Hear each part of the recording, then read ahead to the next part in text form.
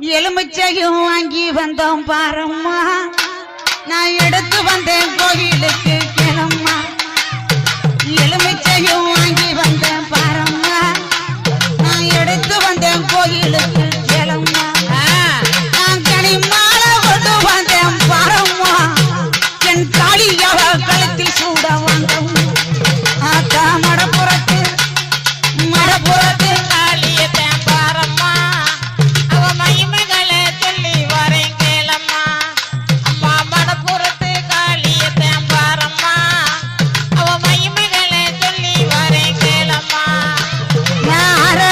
பட்டெடுத்தேன் பாரம்மா